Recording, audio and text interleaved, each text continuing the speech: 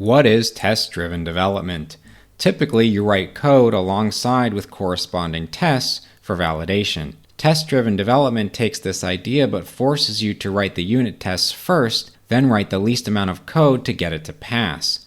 Here's an example. Let's say you're building a calculator app so that you're ready for your level 5 Google interview. You create a method called divide, which divides two numbers. In test-driven development, you simply don't complete the method and instead start writing unit tests. Your first test divides 1 by 1, but because you didn't implement the method, it fails. So then you write the minimal amount of code to get it to pass. Then you write your next unit test, divide 1 by 0, expecting an illegal argument exception. That's not what you get, so you go back and add some more code to handle that case. Test-driven development sounds great, but requires you to know ahead of time all of the requirements from the business. If you've ever worked for a business before, you'll know that they have no clue what they want, but they'll know it when they see it.